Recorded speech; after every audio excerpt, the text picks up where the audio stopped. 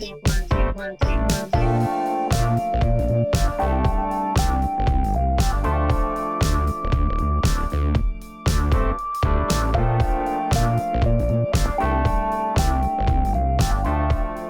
Tokyo, my dear friends.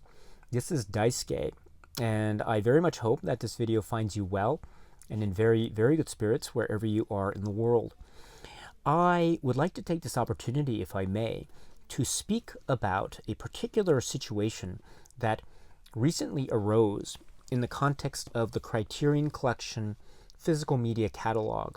Earlier this month, in March, there was a very sudden type of announcement or a set of situations that arose regarding what is known as a set of Paramount titles that are in the Criterion Collection, or to be more specific, that were in the Criterion Collection.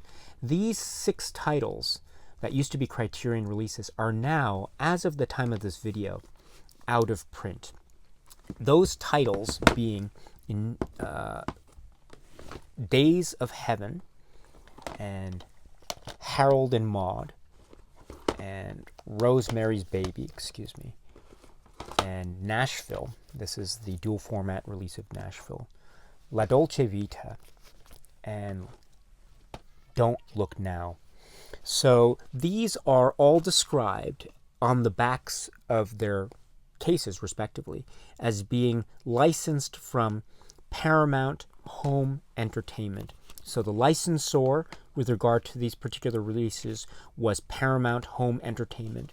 And so we understand from this news that Paramount Home Entertainment, or Paramount to abbreviate, has decided for whatever reason, or due to whatever terms and conditions that existed in the license agreements between Paramount or Paramount Home Entertainment and the Criterion Collection, whatever the situation was, now these titles are no longer available officially through the Criterion Collection. If you look at the website, the Criterion Collection describes these as being out of print. This came as quite a surprise to a lot of people, myself included, in the Criterion Collection fan community. I had no idea that this was going to happen.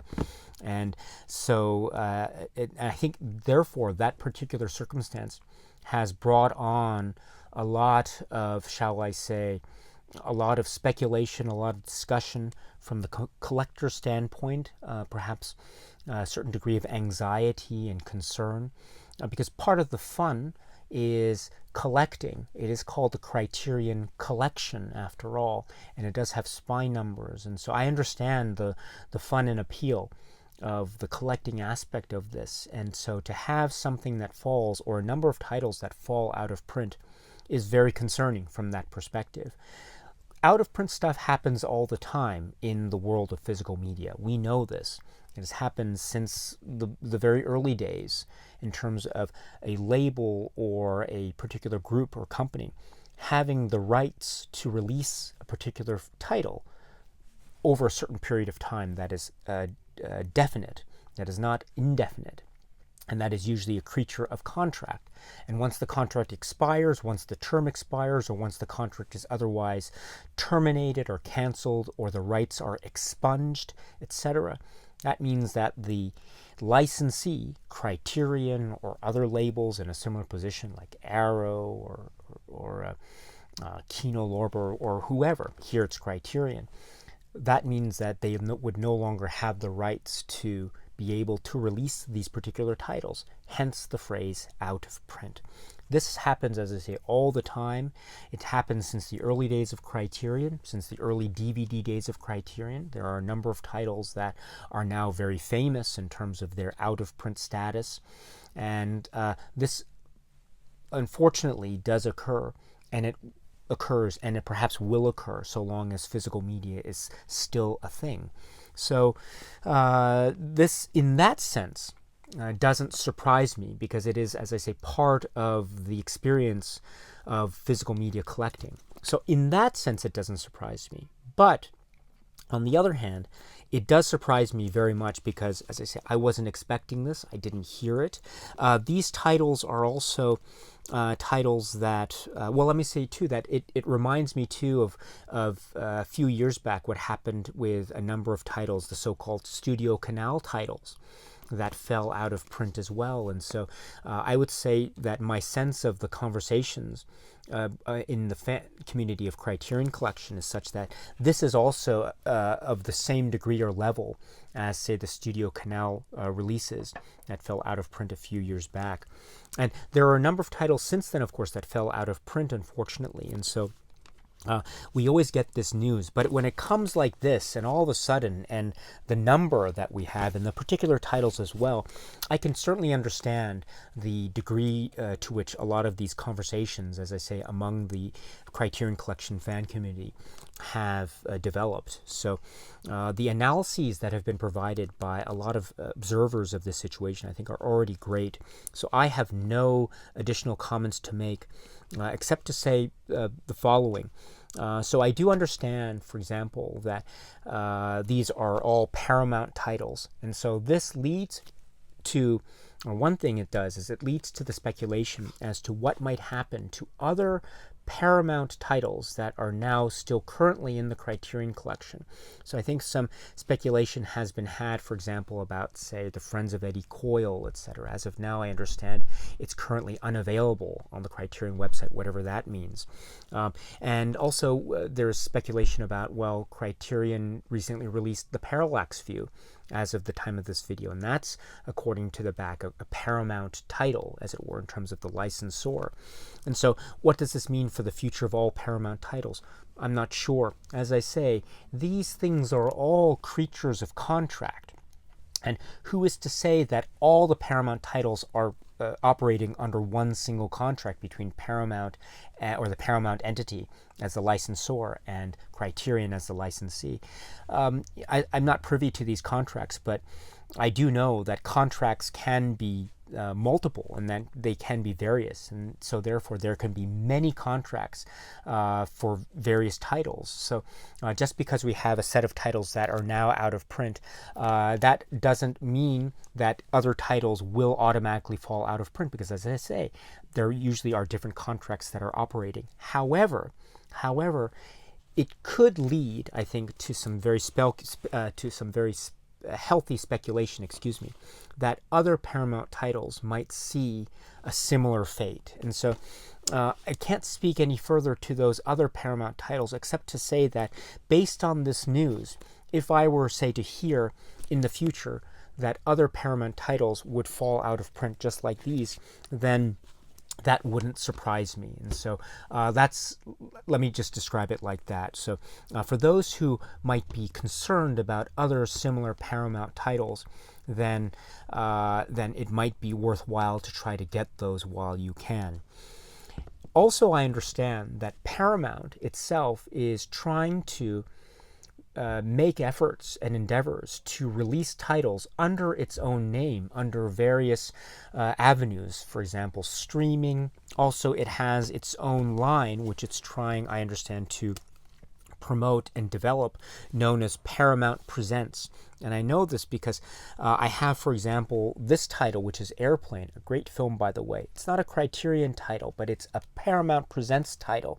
And Paramount Presents is trying to release these titles with their own spine numbers and with their sort of kind of deluxe packaging and the like. And so I understand that a number of these now Criterion out-of-print titles will soon find a home in the Paramount Presents physical media catalog. And so that is also fueling speculation that perhaps one of the aims of this particular situation, or one of the reasons why this particular situation is arising, is because perhaps Paramount is wishing to promote and develop its own lineup under its own name within its own umbrella.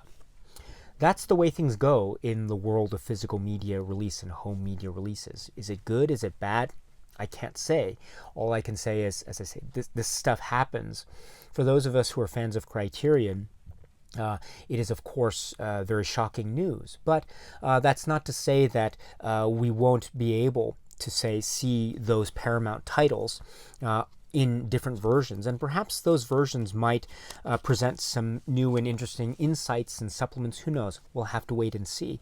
But that, I think, is also part of the conversation in terms of those in the community who are speculating and who are concerned and who are wondering the reasons as to this particular situation. So that's interesting. There are some very other interesting details as well. I think some commentary has been made about the status of Harold and Maude in terms of not just the Criterion release, but other releases like Eureka, etc. There's also speculation as to the now out of print status of La Dolce Vita, the individual release, although we did see the recent Essential Fellini box set in which La Dolce Vita, the film, is included.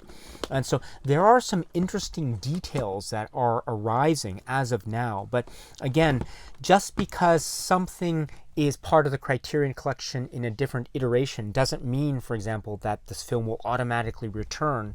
And the converse is true. I can't say with any definitive confidence that these films will or will not return. Again, I don't know. I'm not part of those conversations. I'm not privy to the contracts, and I'm not the licensor or the licensee party. So I don't know, and I can't make any guess. All I can say is that it wouldn't surprise me, shall I say, if these titles never return to the Criterion collection in physical media format. So that is, as I say, that's the nature of out-of-print stuff and physical media collecting. Like it or not, for better or for worse, that's the situation. But still, understanding that situation, this news is very surprising and very shocking to me as a Criterion collection fan and collector. Now, with that situation, what does that mean for anyone who is seeking out these particular titles in the Criterion collection release format? What does that mean? Does that mean that you have to pay all this money to find them on the used market or out of print titles? These tend to fetch quite a heavy price. I mean, most famously, The Third Man, or maybe up to a certain point of time, Pierre Le Fou, or The Man Who Fell to Earth, etc. Some of these titles, or Chungking Express, some of these titles really are very expensive on the used market. And so what does that mean for these titles here immediately? And I guess I'm not privy to the used market situation, so I can't really say for sure. But what I can say is, there's nothing that says that you have to. My point is, always spend your money in the way that you think is appropriate to you. And so if you don't want to spend a lot of money for a particular title, then you don't have to. That is completely okay. Also, anyone who is trying to find these titles in the used market, my suggestion with these, as with any other out-of-print titles, is just try to maintain a sense of trying to find as many choices as possible. Always be sure that you can verify or do your best to verify the validity of a particular title if it's being offered for sale. It's always a reasonable thing to ask in advance for the seller to, say, provide photos and things like that to make sure that you're getting the real deal instead of something that is a fake or counterfeit item, etc.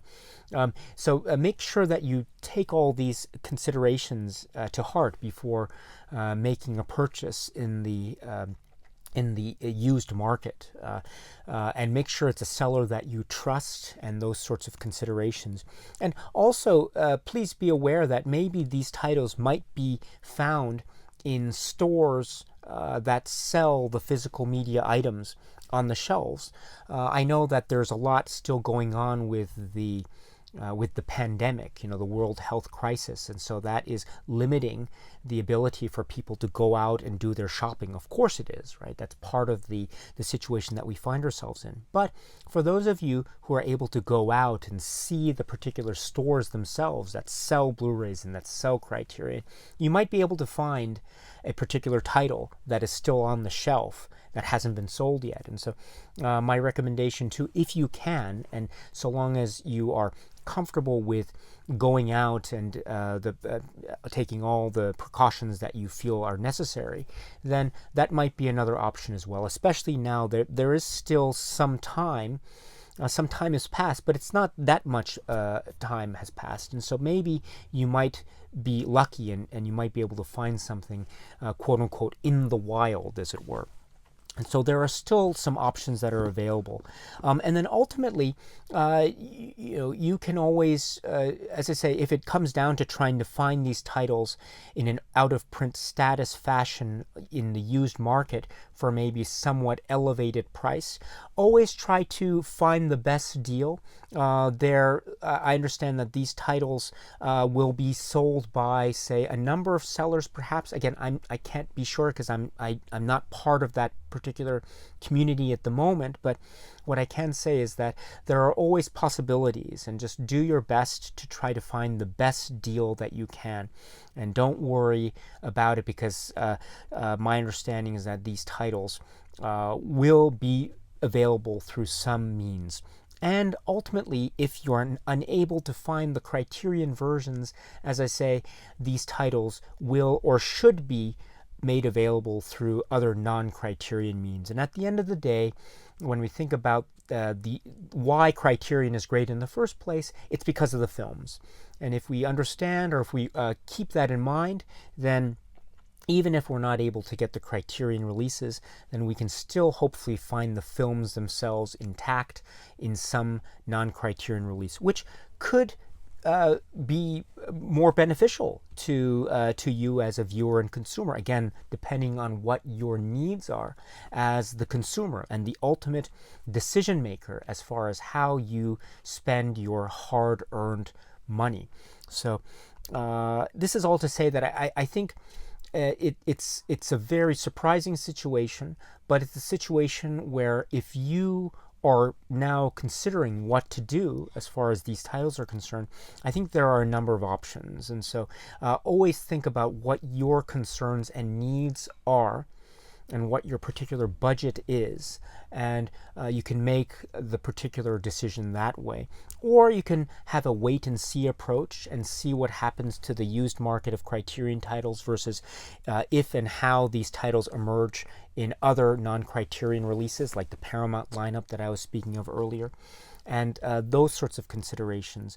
So this is to say that I really don't have any like one-stop advice as to how to deal with this, because it really depends on your situation and your personal needs as a film goer, as a film lover, and as a collector.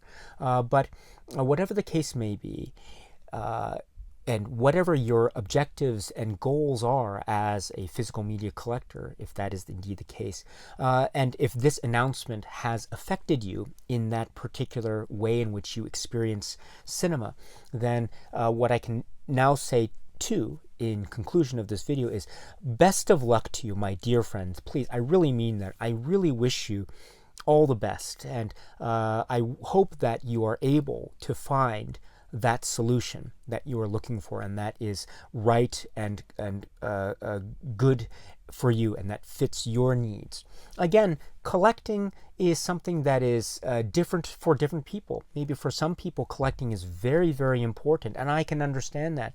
And then yet for others, maybe collecting is not such an important aspect, and I can totally understand that. And so maybe for those people, this announcement is not so, it doesn't affect you as much. And that's fine. That's absolutely fine. But for those for whom this announcement does affect you, once again, I truly, truly hope that you are able to find that solution that fits you and your needs and your own perspectives as a collector, as a consumer, and as a lover of cinema. So once again, best of luck, my dear friends, and dealing with this, again, how it affects you, to what degree it affects you, if at all. Best of luck to you, my dear, dear friends. So that's it as far as my approach to this. Again, I really apologize.